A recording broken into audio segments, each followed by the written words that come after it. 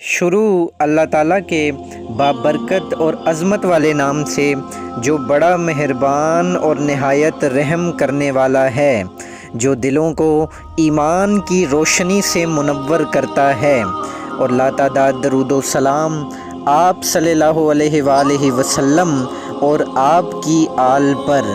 Rising اسلام کے دیکھنے اور سننے والوں کو علی رضا کا سلام۔ کیسے ہیں دوستو؟ آج کی اس اہم اور معلوماتی ویڈیو میں ہم یہ جاننے کی کوشش کریں گے کہ مسلمان آخر کیسے اسپین میں داخل ہوئے۔ اسپین اپنی جغرافیائی حیثیت کے حوالے سے آخر کیا اہمیت رکھتا ہے؟ اسپین میں مسلمانوں کے زوال کی آخر بنیادی وجہ کیا تھی، اور وہ کون سے عناصر تھے جن کی وجہ سے اسپین مسلمانوں کے ہاتھوں سے نکل گیا؟ یہ جانیں گے ہم آگے چل کے اس ویڈیو میں۔ اگر آپ ہمارے چینل پر نئے ہیں تو ہمارے چینل کو سبسکرائب کر کے بیل آئیکن کے بٹن کو ضرور دبائیں تاکہ ہماری ہر آنے والی ویڈیو آپ تک آسانی سے پہنچ سکے۔ دوستو، اسپین جسے مسلمان اندلس کہتے تھے، ایک جزیرہ نما ہے جو یورپ کے جنوب مغربی حصے میں واقع ہے۔ اس کے مشرق میں بحیرہ روم، مغرب میں پرتگال اور بحیرہ اوقیانوس ہیں، شمال میں کوئے ابرانس اور جنوب میں آبنائے طارق ہے۔ آبنائے طارق صرف 12 میل چوڑی ہے، جو اسپین اور افریقہ کو الگ کرتی ہے۔ مشرق سے مغرب کی جانب طول زیادہ سے زیادہ 635 میل اور شمال سے جنوب کی جانب عرض زیادہ سے زیادہ 510 میل ہے۔ اسپین کی زمین سطح سمندر سے تقریباً 2000 فٹ بلند ہے، اور یہ بلندی مشرق سے مغرب کی طرف کم ہوتی گئی ہے۔ ملک میں کہیں پہاڑی سلسلے، دریا اور وادیاں ہیں۔ زمین نہایت زرخیز ہے۔ دوستو، جب مسلمانوں نے ولید بن عبد الملک کے عہد میں اسپین پر حملہ کیا ہے تو اس وقت وہاں وزیگانتھ قوم کی حکومت تھی۔ یہ قوم نہایت وحشی، جاہل اور قوت انتظامی سے عاری تھی۔ اتفاق سے اس قوم نے عیسائی مذہب قبول کر لیا تھا۔ بادشاہ، امرا اور پادری عیش و عشرت میں مبتلا تھے۔ ملک میں جاگیردارانہ نظام قائم تھا۔ غلام اور کاشتکار کھیتی باڑی کرتے تھے، جن پر انسانیت سوز مظالم کیے جاتے تھے۔ غلاموں کی اولاد بھی نسلاً بعد نسل غلام ہی رہتی تھی۔ انہیں تن ڈھانکنے کو کپڑا اور پیٹ بھرنے کو روٹی میسر نہ تھی۔ ملک میں جو یہودی آباد تھے ان کی حالت بھی ناگفتہ بات تھی۔ ان کے ساتھ نفرت اور حقارت آمیز غلاموں کا سا سلوک ہوتا تھا، لہٰذا یہودی بھاگ بھاگ کر افریقہ کے مسلمان ملک میں پناہ لیتے تھے۔ اس زمانے میں روڈرک حکمران تھا۔ اس نے ایک سردار جولین کی لڑکی فلورنڈا کو، جو اس کے محل میں شاہانہ آداب زندگی سیکھنے آئی تھی، بالجبر گھر میں ڈال لیا۔ فلورنڈا نے اس واقعے کی اپنے باپ کو اطلاع دی۔ باپ جولین لڑکی کی ماں کی بیماری کا بہانہ کر کے فلورنڈا کو محل سے لے آیا، اور جوش انتقام میں سیدھا موسیٰ بن نصیر کے پاس کیروان آیا اور گاتھ قوم کے ظالموں کی داستان سنائی۔ موسیٰ نے ولید سے اجازت لی اور پہلے جولین کو کچھ فوج دے کر ساحل اسپین پر حملے کے لیے بھیجا۔ وہ فتح مند اور مال غنیمت لے کر آیا۔ یہ حملہ سن 91 میں ہوا۔ اس زمانے میں شام میں بنی امیہ کی حکومت تھی۔ دوستو، تب موسیٰ نے سن 92 بمطابق 711 کے موسم بہار میں 7000 سپاہی دے کر طارق بن زیاد کو اسپین پر حملہ کرنے کی نیت سے روانہ کیا۔ طارق کی فوج میں کثرت سے بربری سپاہی تھے، مگر کچھ عرب، یہودی، عیسائی اور بازنطینی نو مسلم بھی تھے۔ کاؤنٹ جولین بھی بطور ایک سردار کے ساتھ تھا۔ فوج بحری راستے سے جبل الطارق کے پاس اتری۔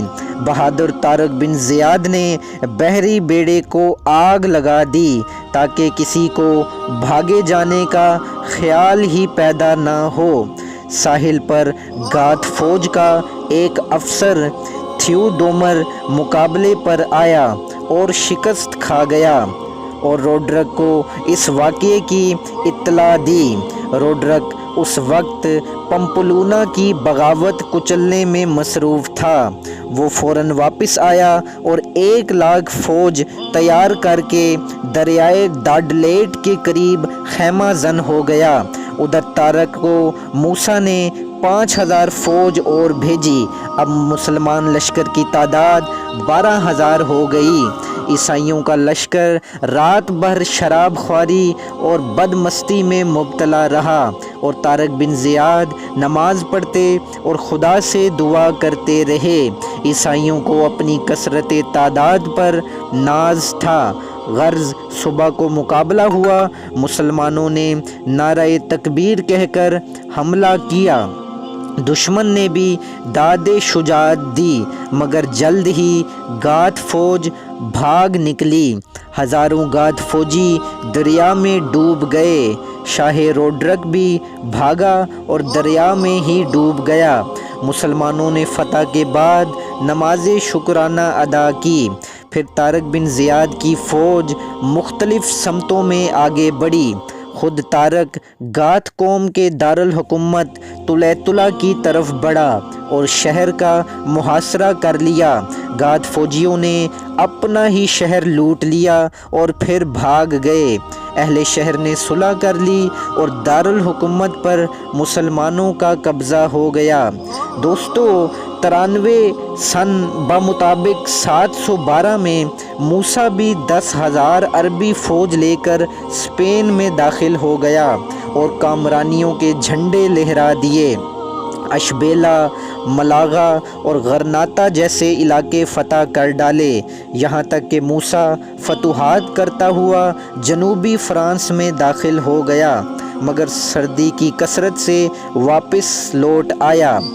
دوستو، موسیٰ طارق اور کاؤنٹ جولین کو ولید نے دمشق میں بلا لیا۔ موسیٰ نے اپنے بیٹے عبدالعزیز کو اسپین کا امیر مقرر کیا اور خود دربار کی طرف چلا۔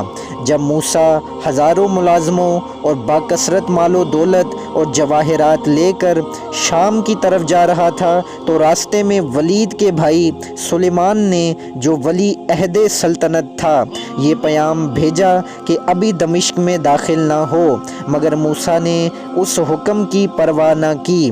خلیفہ ولید اس وقت مرض موت میں مبتلا تھا۔ غرض موسیٰ کا بڑا شاندارانہ استقبال ہوا، مگر سلیمان نے تخت نشین ہوتے ہی موسیٰ کے سارے احسانات بھلا دیے اور اس پر 1,00,000 دینار جرمانہ کیا، جن میں سے موسیٰ بن نصیر صرف 50,000 ہی ادا کر سکے اور باقی زندگی غربت اور افلاس میں گزار کر مر گئے۔ دوستو، طارق بن زیاد کو پنشن دے کر شام میں رہنے کا حکم دے دیا گیا۔ سلیمان نے موسیٰ بن نصیر کے بیٹے عبدالعزیز کو بھی دھوکے سے مروا دیا۔ غرض عبدالعزیز کے بعد کیروان کے والی کی طرف سے امیر مقرر ہوتے رہے۔ یہ سب تعداد میں تقریباً 22 ہیں، جو امرائے اندلس کہلاتے ہیں۔ ان میں سے اندلس کے چھٹے امیر صحیح بن مالک کولانی نے طلیطلہ کو چھوڑ کر قرطبہ کو دارالحکومت بنا لیا اور پھر مسلمانوں کے آخری عہد تک بھی شہر ہی دارالحکومت رہا۔ ان میں آخری امیر یوسف بن عبد الرحمن تھا، جس کے زمانے میں اموی شہزادہ عبد الرحمن اسپین آیا تھا۔ وہ 1 ربیع الاول کا دن تھا۔ تو اندلس میں ابتدا ہی سے اندرونی خلفشار کی بنیاد رکھی گئی تھی۔ بات یہ تھی کہ طارق بن زیاد کے ساتھ کثرت سے بربری سپاہی تھے، اور جب موسیٰ اسپین میں داخل ہوا تو اس کے ساتھ عرب سپاہی تھے۔ ان عربوں نے اچھی اور زرخیز زمین پر تو خود قبضہ کر لیا اور پہاڑی علاقہ بربروں کو دے دیا۔ اس وجہ سے عربوں اور بربروں میں نفاق کا بیج بویا گیا، اور یہ نفاق اس وقت تک باقی رہا کہ عیسائیوں نے ایک ایک مسلمان کو چن چن کر مار ڈالا، یا جلا وطن کر دیا، یا عیسائی بنا لیا۔ اموی شاہان دمشق نے بھی اسپین کی طرف براہ راست کوئی توجہ نہ دی تھی۔ شاید وہ جائے وقوع کے لحاظ سے اس ملک کی اہمیت سے ہی نا واقف تھے، اس لیے اسپین ہمیشہ مغربی افریقہ کا ایک ذیلی صوبہ ہی بنا رہا، اور کیروان کا والی ہی اپنی مرضی سے اسپین کا امیر مقرر کرتا رہا۔ اس دو عملی سے اسپین کا نظم و نسق درہم برہم ہو گیا۔ عربوں کے قبائل بھی آپس میں اتفاق و اتحاد سے نہ رہے۔ ان بد اندیشیوں کو آپس کی قدیم قبائلی عداوت کے مقابلے میں مستقبل کی تباہی ہی نظر نہ آتی تھی، چنانچہ مصری اور یمنی قبائل آپس میں ہی لڑتے رہتے تھے۔